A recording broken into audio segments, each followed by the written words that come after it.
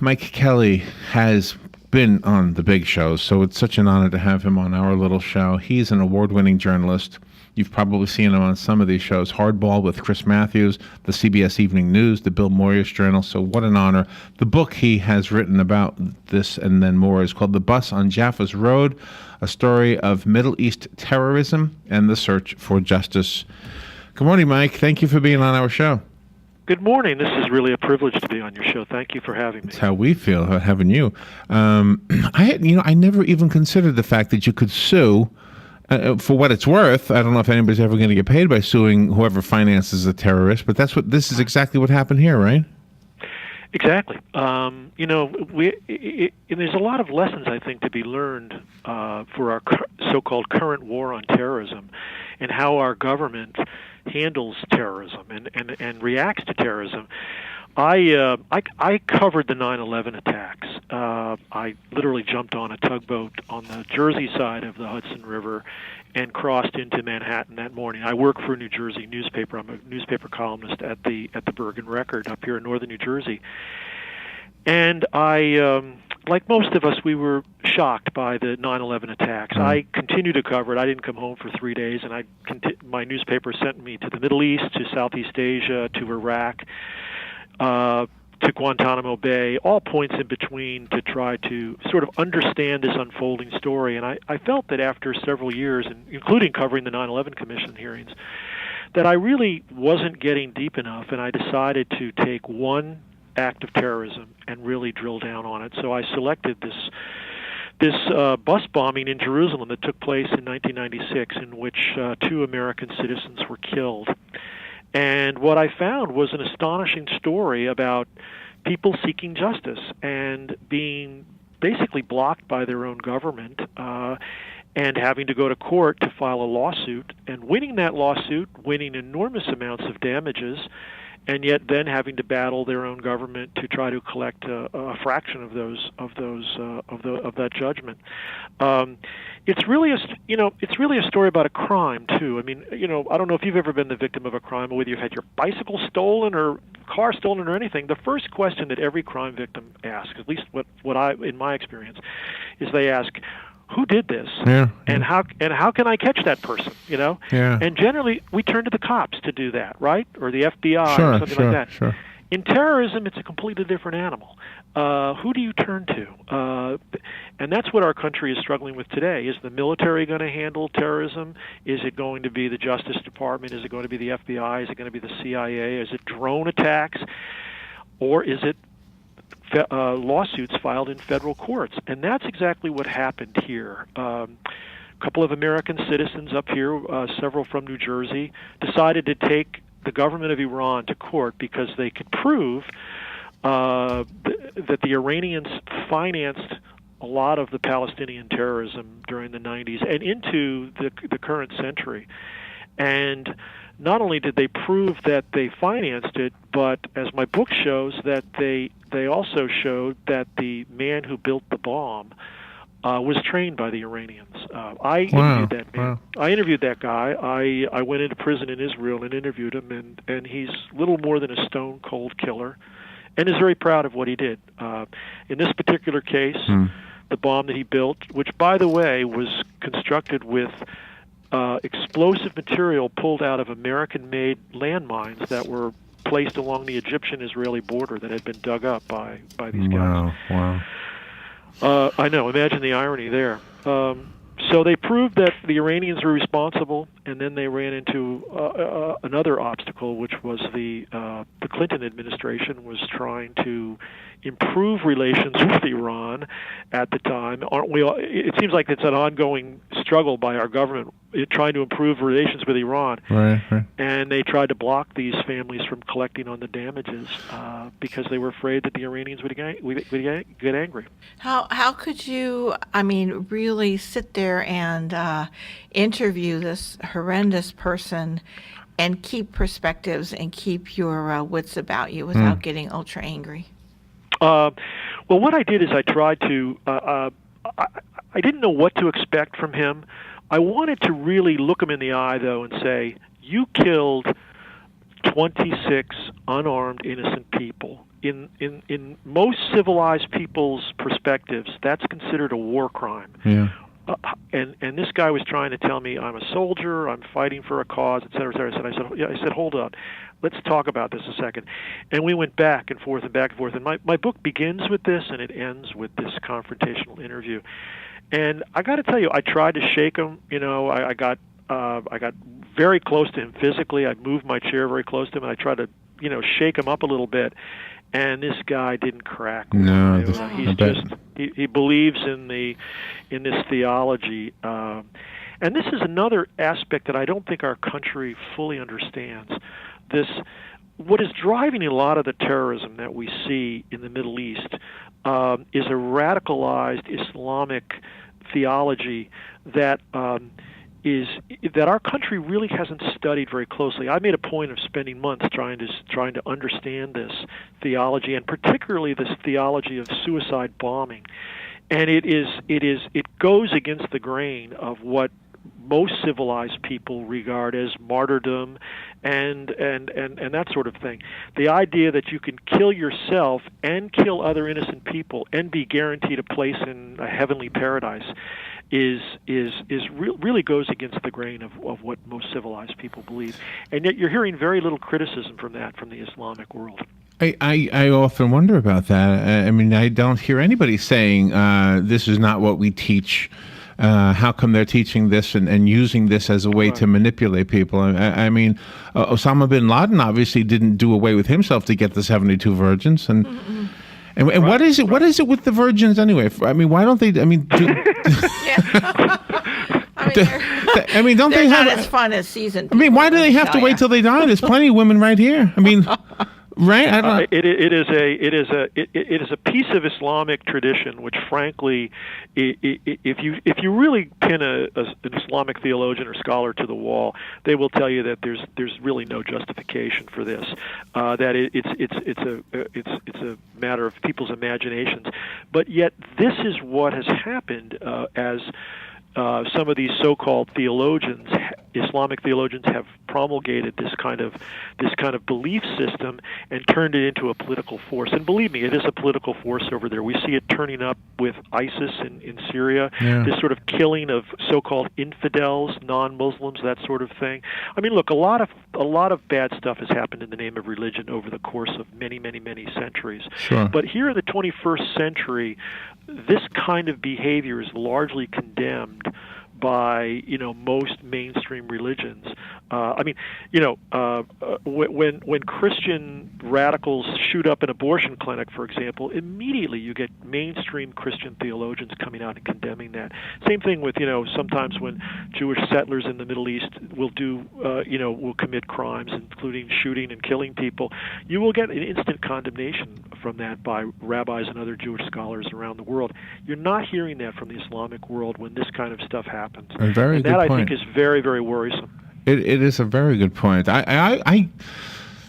The Muslim friends that we have don't say anything about it. The one thing I think is that they're afraid. Mm-hmm.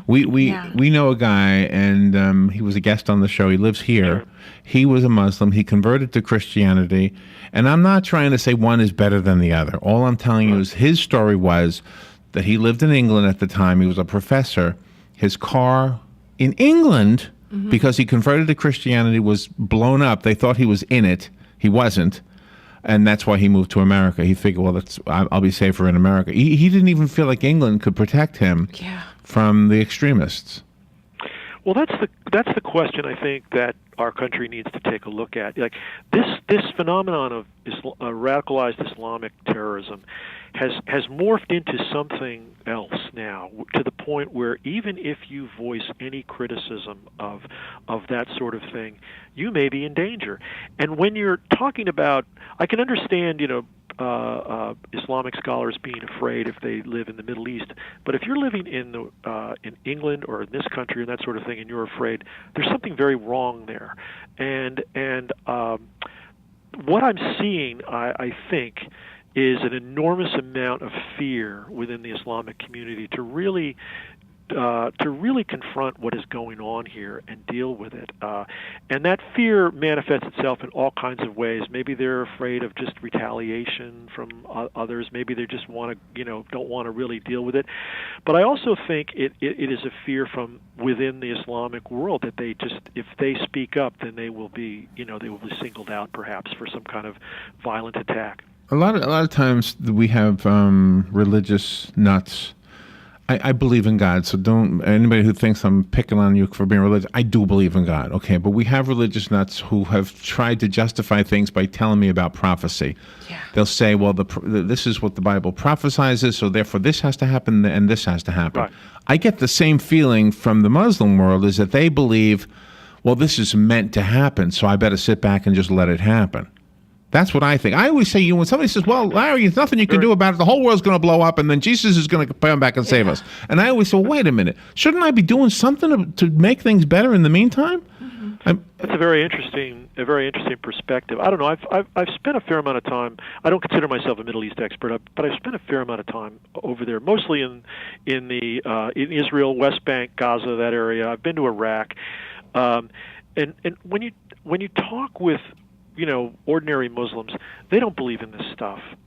They don't believe that this is kind of righteous and that sort of thing. They understand the politics of it all, and I understand the politics of it all as well. I understand, and in many ways, I'm very, very sympathetic to a lot of the suffering on the part of the Palestinian people.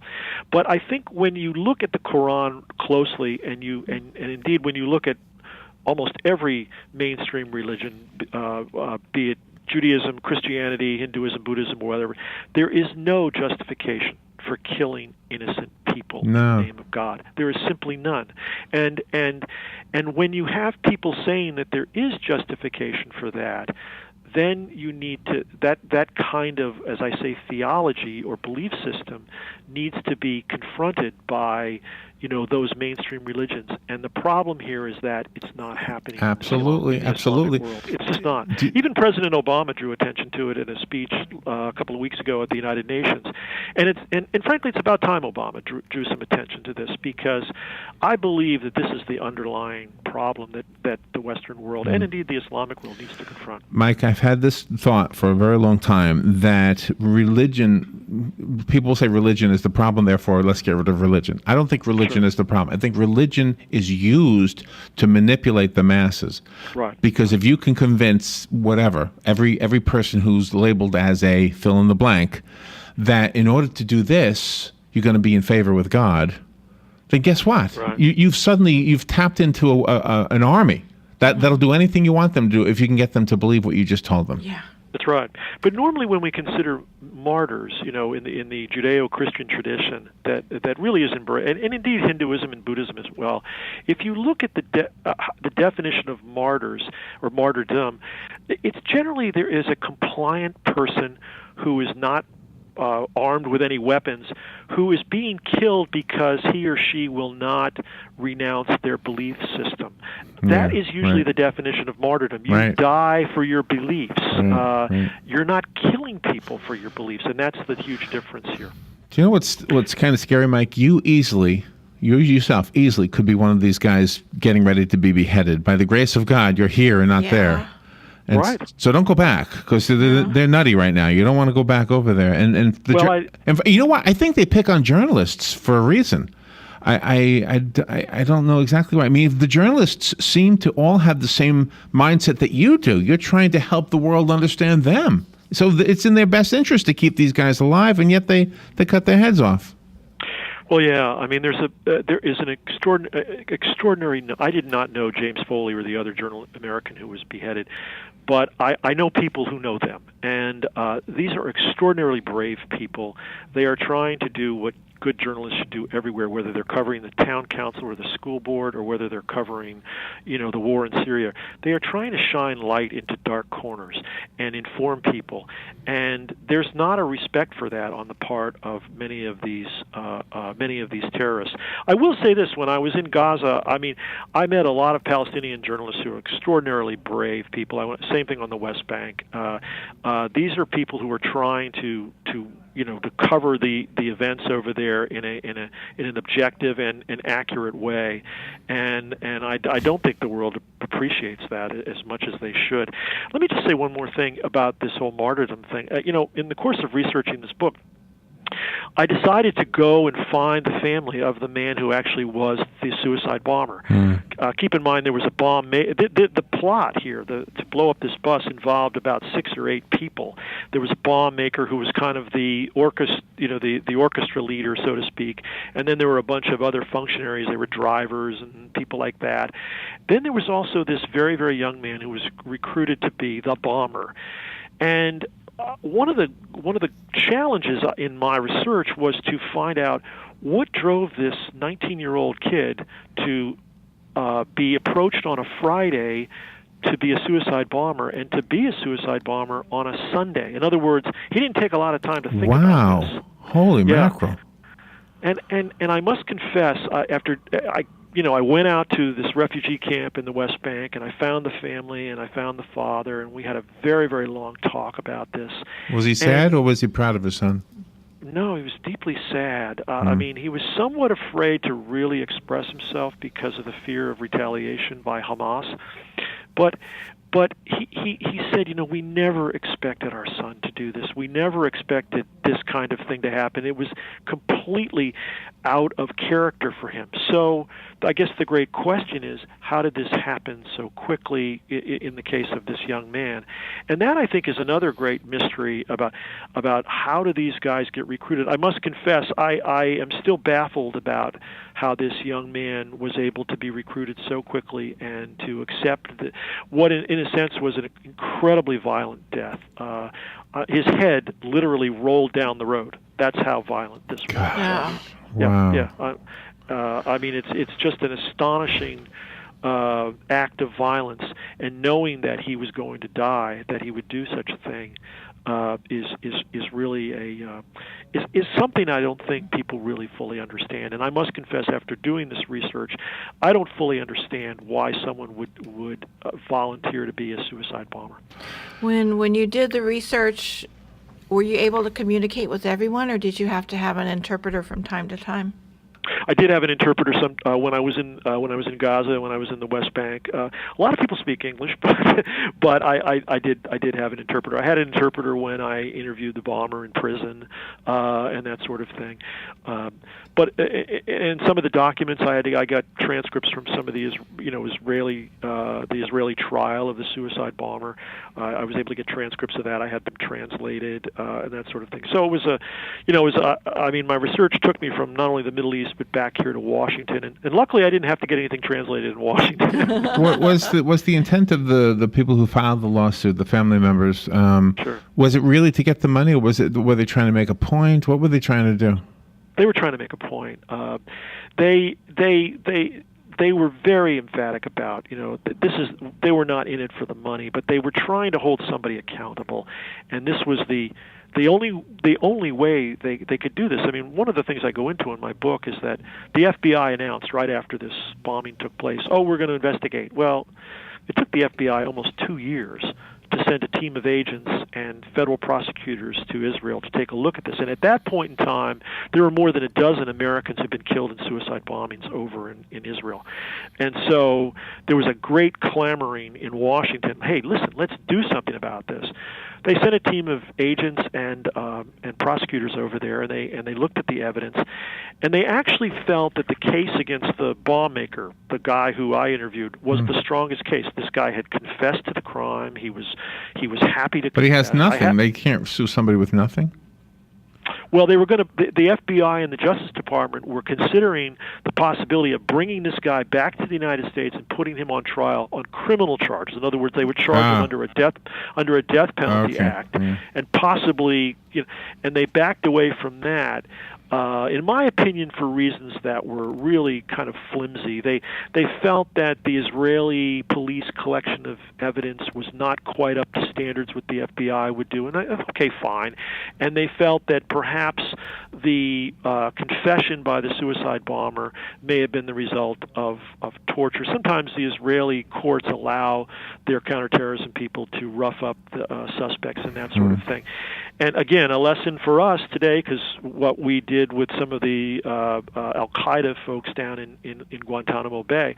But so the FBI and the Justice Department backed away from bringing any criminal charges. So that left the families with only one alternative, and there was a clause in an anti-terrorism law that allowed them to file lawsuits against state sponsors of terrorism. And that has been extended now. We had a case a couple of weeks ago where there was a federal grand jury in Brooklyn which found that an Arab bank was helping to funnel money to Hamas, and so they found that bank liable, and so there'll be a large judgment on that. And do you all remember the Marine barracks attack in 1983 in which over 200 Marines were killed in Beirut, Lebanon? Sure. Those guys won a $3 billion suit against Iran, and there are efforts now to collect on that. So there have been other lawsuits in the mix. Terry Anderson, remember him? He was held for years in Beirut, Lebanon. He filed suit against the government of Iran and won, and he won a modest judgment and that sort of thing. So there have been other lawsuits, but it really, I think, it really addresses a fundamental question here, because the U.S. Constitution says specifically that it is the job of the executive branch of the government to deal with foreign policy. Now, when Americans are attacked overseas by terrorists, that's foreign policy. That's something that our government ought to be addressing, the executive branch. And I remember talking to the federal judge who handled all of these lawsuits, and he said, I'm uncomfortable handling these lawsuits because I don't know if the judiciary ought to get involved in this kind of thing, because the U.S. Constitution doesn't allow it. And yet he said, but I go right by the book, and he said, this is a law, it's on the books, and I'm going to apply it. And he did. Mike Kelly is our guest. We're just about out of time. Let me give away the book. Sure. It's called The Bus on Jaffa Road: The Story of Middle East Terrorism and the Search for Justice. You will probably not put this one down. Call me if you want. Call me if you want the copy that Mike sent us, and you can have this one. The rest of us will have to go buy it. You can get it on Amazon, or if you want to, can I give you my? There's a website. Absolutely, if you yes. want to learn more about it, it's just www.mikekellywriter.com. MikeKellyWriter.com. Okay. Yeah, K-E-L-L-Y, writer.com. And you go on that website, and there's an excerpt from the book, there's a video, and there's some advanced praise from people like Tom Kane, the head of the 9/11 Commission, and Bob Simon of 60 Minutes, and some others there. So. By the way, in the course of the interview, and just deal with my silliness for a second here, I was thinking there might be a solution. I don't think you're silly at all. You're asking great questions. Well, this might be silly, though, what I'm about to say. If the 72 virgins are really the incentive, that we should introduce these guys to Hugh Hefner, who will say, 72? That's nothing. That's right. I can show you how to get 72. You don't have to blow anybody up. Yeah. There's my silliness. But beneath the question you ask is really, I think, a question of this is illogical. It's goofy. It's crazy. It's not good theology. Yes. And I think if you talk to any kind of person who has studied the Quran or even any person who's involved in any kind of study of religion, this kind of thing is ridiculous. How would somebody know it's 72 and not 73 or 5 or 10 or anything? I know. It's just that kind of religious belief is just off the wall. And most Islamic scholars, as I said, if you pin them to the wall, they'll tell you that. So yeah, but you got to pin them to the wall because they're not going to come out and say it. I think they're afraid. Right. Mike, you have been a great guest. Thank you so much for being on the air with us today. And thank you. Come back anytime. I'd be happy to. I'd be happy anytime you want me. Just give me a call, okay? Okay. Thank you so much. Thank you. We'll take a little break. Be right back.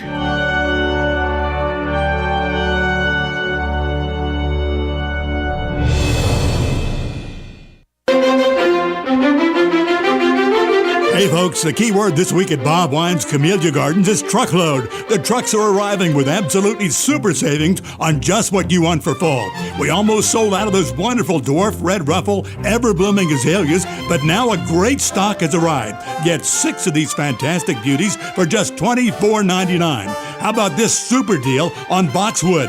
Not $6.99, not $5.99, not $4.99, just $2.99 for boxwoods. All citrus trees are priced to go now at 20% off. And of course, the truckload sale on shade trees. It gets better every week. Get an extra large shade tree. Choose from dozens of varieties up to 6 feet tall, just $49.99. Bob's open daily till 4, Saturdays till 2. Bob Wine's Camellia Gardens, Southeast 38th Street, Ocala, growing greener with Ocala since 1952.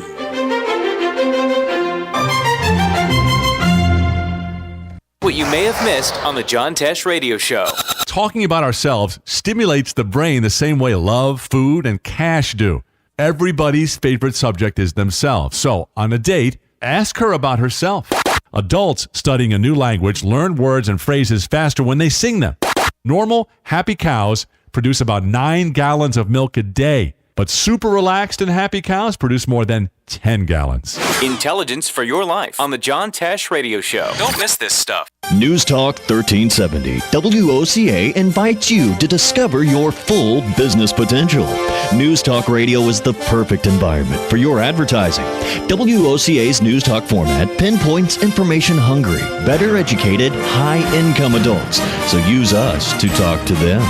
Call 732-8000. 732-8000. We're Ocala News Talk Radio. News Talk 1370 WOCA. Hey, I'm Gary. And I'm Eric. Did you know that Red Eye Radio is on WOCA The Source every night from 2 to 6 a.m. and it's live? That's right. No tape shows here. We know that the news doesn't sleep. And neither do we. So we're here with you live from 2 till 6 a.m. every weekday. Call us 866-90-RED-EYE. So join me, Gary McNamara. And me, Eric Harley, every weeknight to discuss the latest in news and entertainment. Right here on WOCA The Source. Hey, Matt, I know Sunrise Automotive does auto stuff, but I need some tires for my truck. Can you recommend someone? Yes, I can. We do that. No, I mean I need them installed and balanced and all that. Yep, we do that. Well, my son needed his windows tinted. Yep, we do that. And my seat